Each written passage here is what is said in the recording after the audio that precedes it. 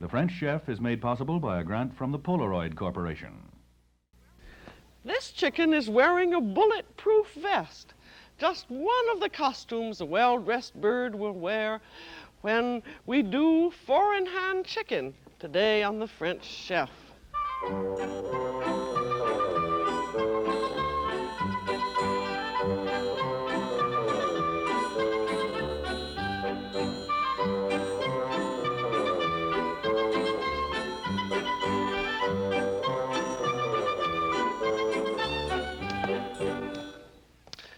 Welcome to the French Chef.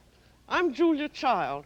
You know, whenever you pick up a fashion magazine, they're always talking about the basic black dress. And you can wear it plain or with jewels or with a fur tippet, whatever that is. And it makes a different dress whatever you put on, and it depends on your mood. Well, we're going to do the same thing with chicken.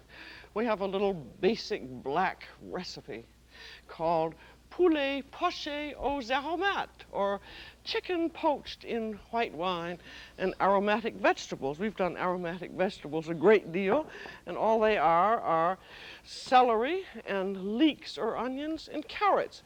And for this recipe, which can be terribly simple indeed, you can simply slice up the vegetables like this, or you can cut them into julienne like this, which are just long matchsticks.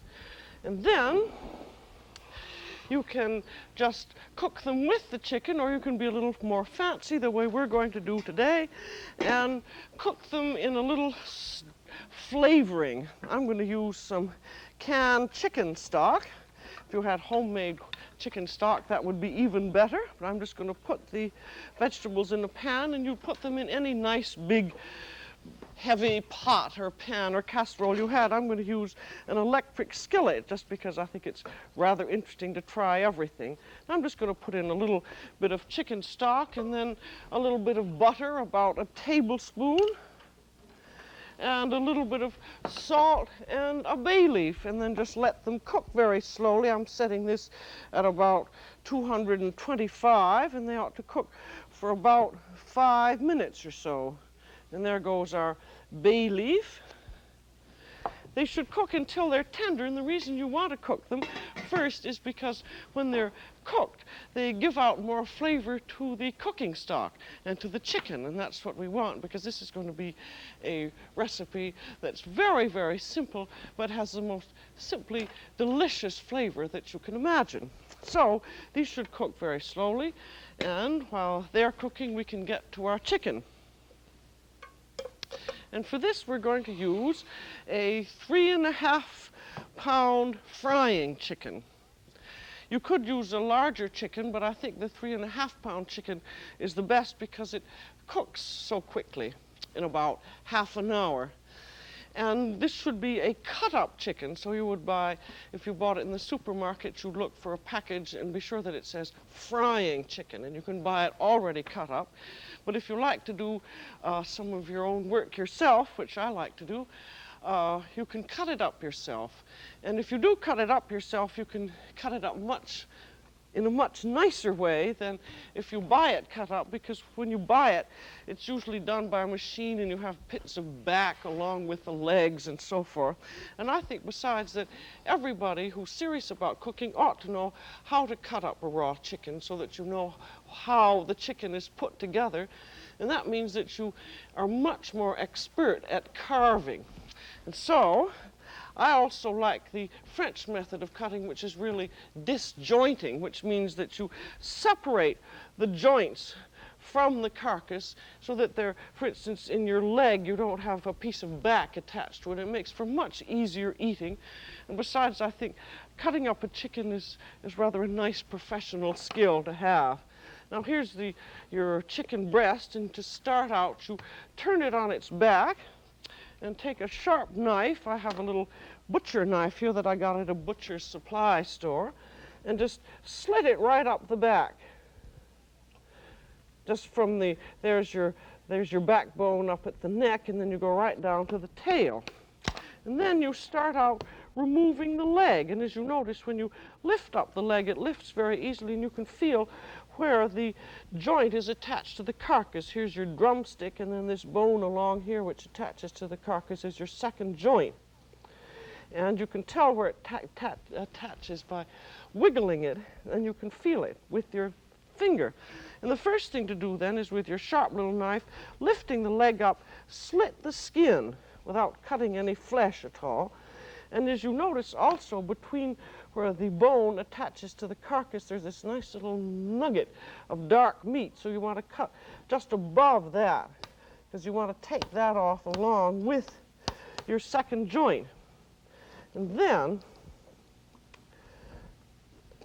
you want to circle that nice little nugget. You can just feel it because it's soft, nestling against the small of the back.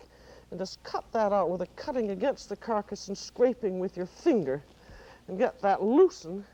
And then we're going to bend the leg back to expose the joint bone. So just take it and bend it very carefully, and you see there is your joint bone, which is attached to the back. And you can see it appearing there, and then the joint, this second joint bone is attached to the back by some little white ligaments. And then down below, see, down between the joint bone and the tail is another lovely little nugget of dark meat. So you want to scrape that out. Just make sure that your joint bones, white ligaments have been detached, and then loosen that, and then you can just pull that right off. I didn't pull that out of there. Wow. See, that pulls off, and you've gotten all the meat off of your back there. And then you want to separate the second joint from the drumstick, and you tell where that separates by wiggling the bone and just cutting right through. And then you have the wing part, and if you just serve the wing like that, that doesn't make much of a serving. But you can cut off a little bit of the breast to go along with the wing, and then you get a really nice serving. So just make a line down the lower third of the breast, and you come right down from where the wishbone joins the breast. That's where the joint for the wing is. And then just scrape that white meat off, and there you can see the rib cage being exposed.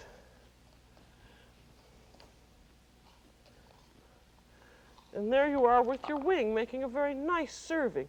There's this little nubbin, which is at the elbow of the wing, and you should cut that off because it's sort of a hard little bit. And then fold the wing under so that you have a very neat little piece. Then you do exactly the same thing on the other side. You'll find this probably looks rather difficult at first, but when you get the chicken in front of you and you remember what you're trying to do is to disjoint it, I think you'll find that it will sort of work out by itself. You just remember starting with the leg on each side.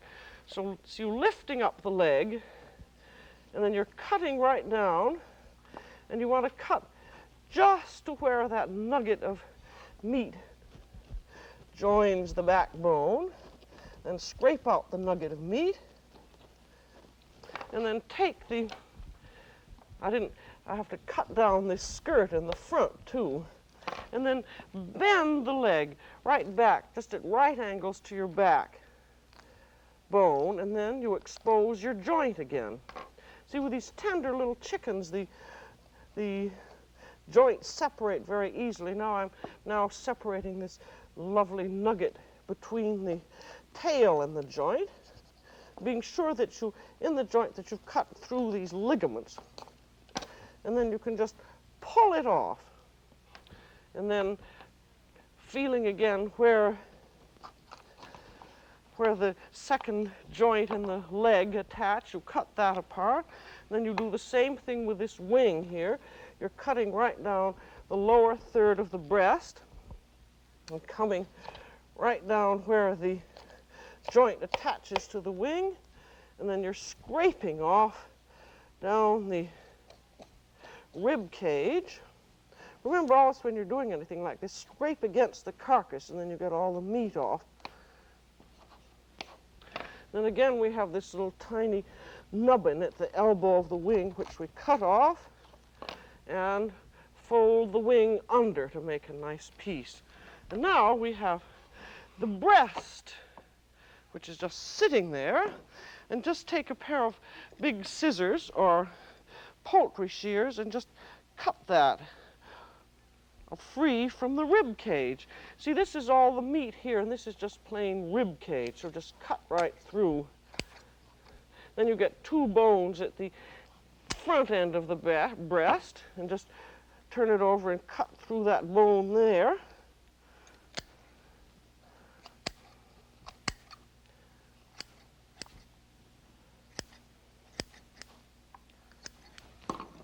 And there you have your whole breast. This is always the French way of serving it.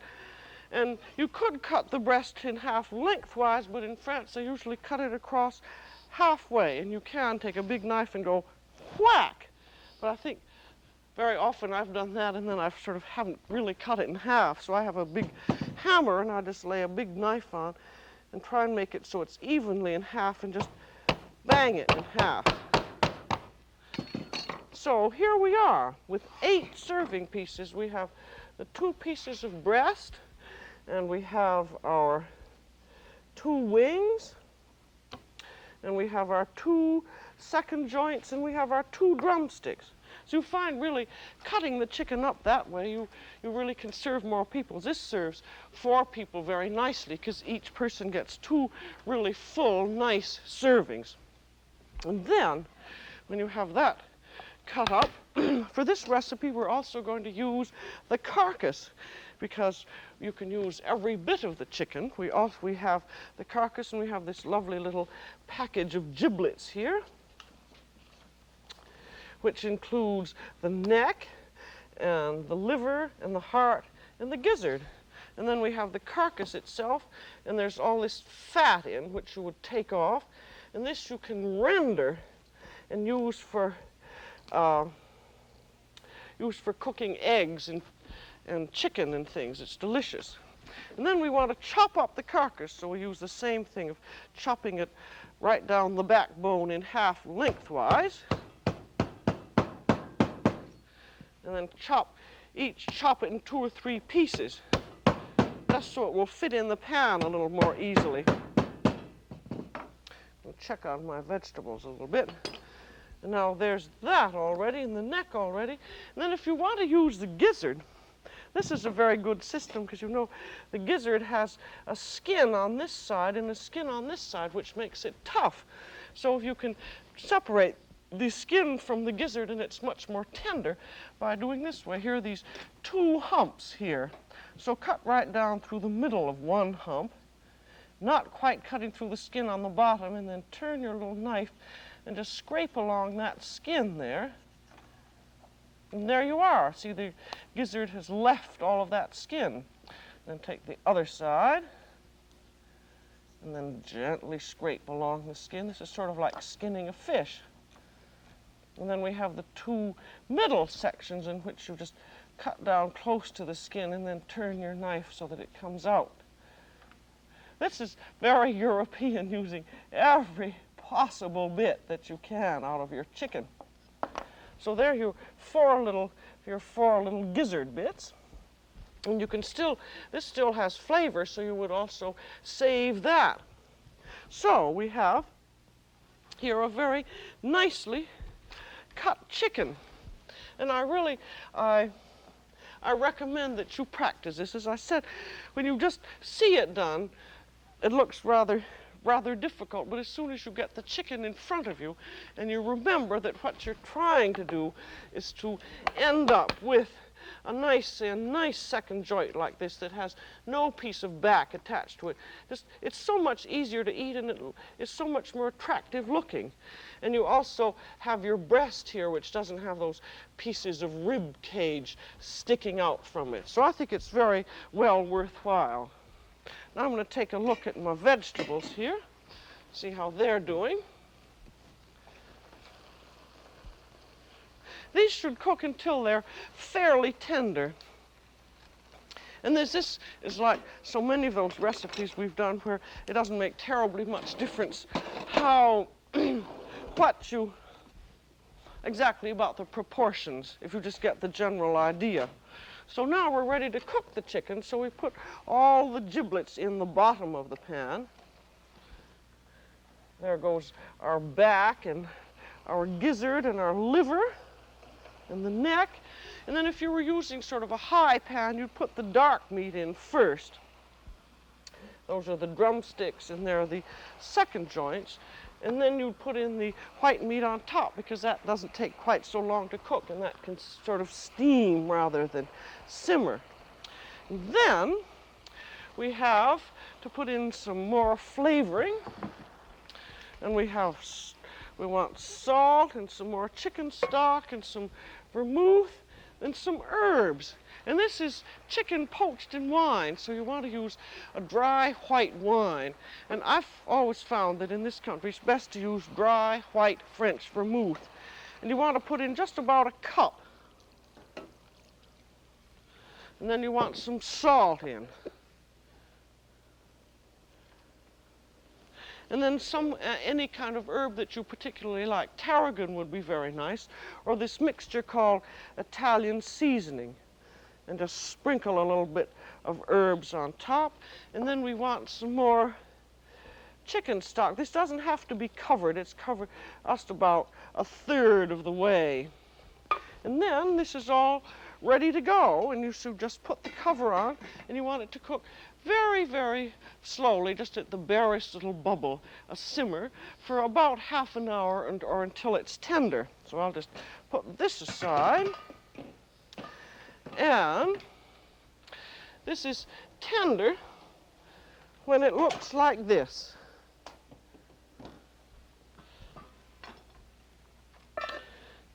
You take up a piece and take a knife or a fork and just poke it through the flesh, and when it's tender, it's done. You don't want to overcook it, and around half an hour is usually just about right for a frying chicken. This frying chicken weighed about 3.5 pounds, ready to cook. And then after it's all done, you want to degrease it, which means tip the pan and skim out all the fat that is accumulated. I've already degreased this. I'm just showing you how to do it. And then you want to taste it very carefully for seasoning, because it should have just enough salt and should be absolutely delicious at this point. I'm going a little too fast there.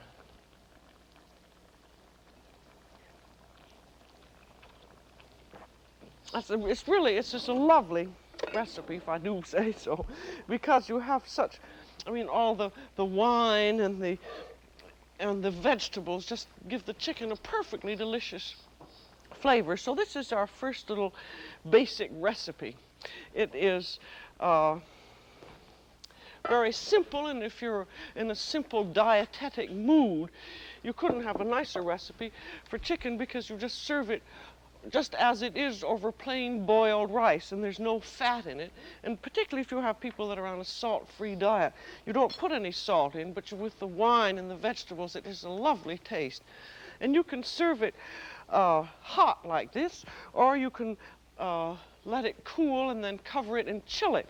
And because you have all the carcass in here, the bones have developed a little bit of gelatin, so that you have sort of like as though it were in a jellied soup. So nothing could be simpler than that. But if you want to be more elegant, you can turn it into a chicken aspic. And I have one here that I've done that to. And what you do is just put 1 envelope of unflavored powdered gelatin to each 2 cups of cooking stock, and let that thoroughly dissolve, and it's thoroughly degreased, and then you just put it in any kind of mold that you'd like. I've got to get some boiling water here so that I can unmold my chicken.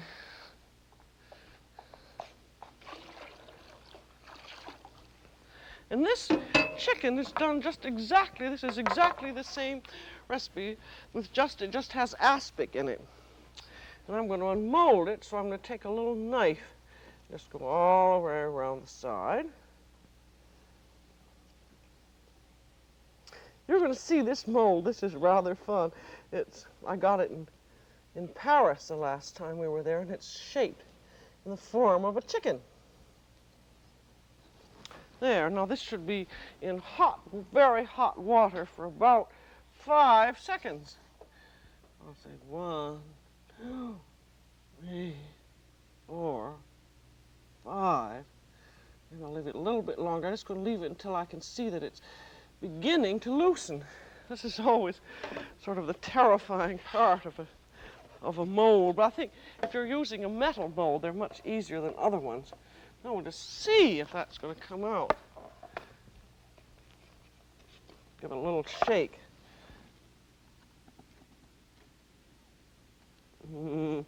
Not quite. I'll put it in the water again. I hope I'm not going to have to soften it too much, because then it'll make sort of googlies on the platter. Well, that looks as though we're just about going to. The thing is, it forms a vacuum inside.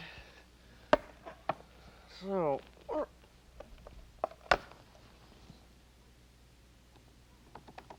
woo! There. There we are. So there you are. You see, this mold is just like this. It's in the form of a chicken. You see, there are the legs, and there's the breast, and there's the tail up there. So I'm going to wipe it up a little bit here. But you can see that's great fun. And if you want to be very fancy, indeed, you can put all kinds of decorations and truffles and other goodies. You can see how it looks now. So there's your second recipe for our poulet poached aux aromates.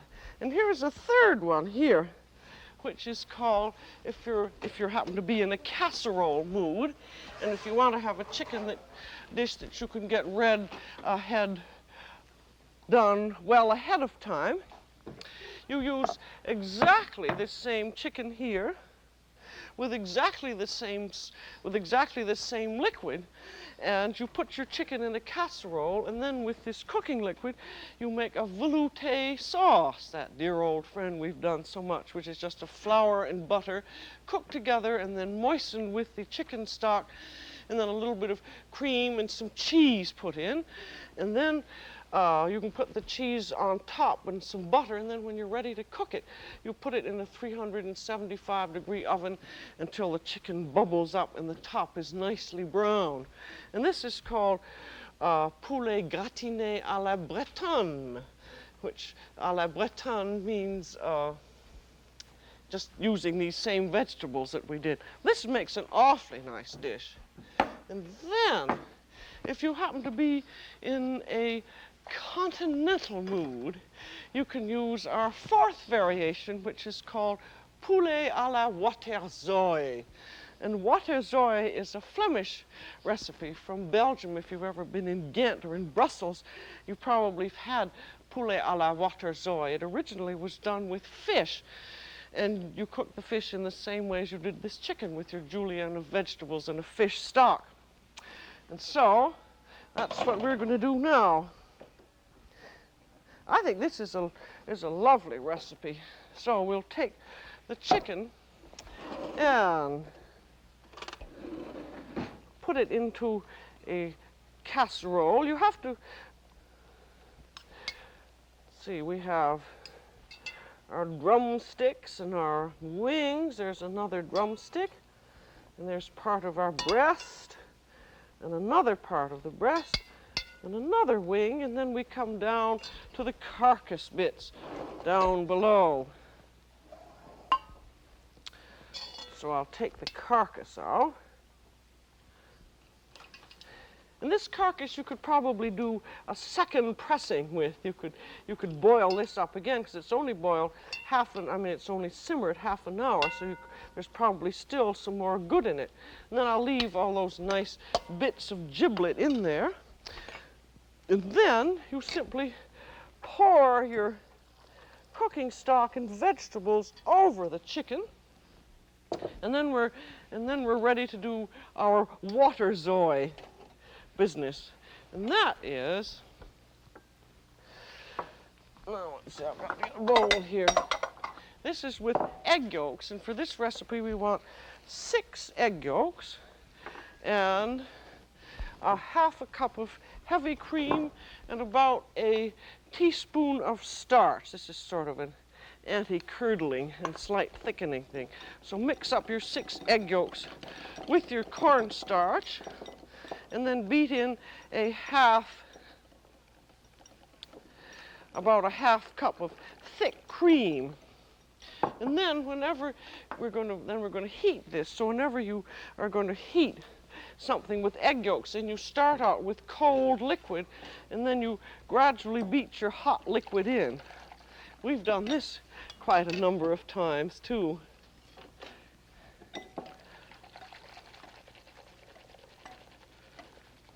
This is because this is to prevent the eggs from curdling. Then we have enough hot liquid in, so this you would do just at the very last minute, and just before you're going to serve, you would then pour in your egg yolk mixture. And then you simply shake this over heat, and then it just very slightly thickens.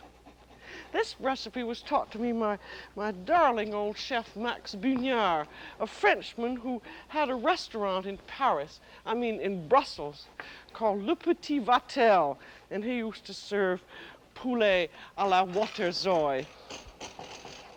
So this, as you remember, you would do just at the very, very last minute. And you don't want to let it come to the boil, or you'll find that the egg yolks have thickened, have scrambled a little bit. And just before you serve, sprinkle on some freshly chopped parsley, and you're ready to go with your poulet waterzooi. And so here we are with our array of chickens. We have our poulet waterzooi, and we have our chicken in aspic, and we have the gratiné à la bretonne, and here is our simple little basic black recipe, the poulet poached aux aromates, from which all of these sprung. So I'm going to show you how the waterzooi looks. The waterzooi you always serve in soup plates.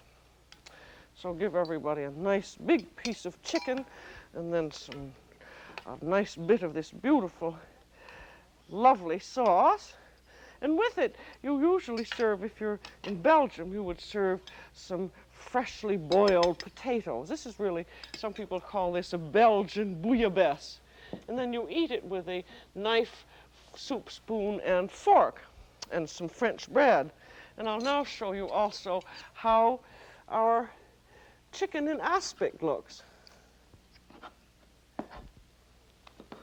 This you would serve with some green salad or a vegetable salad.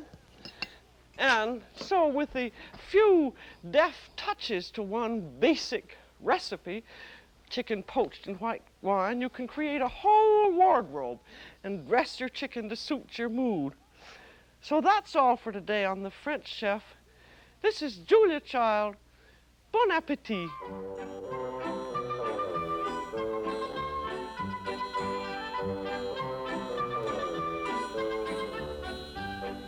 Julia Child is co-author of the book Mastering the Art of French Cooking.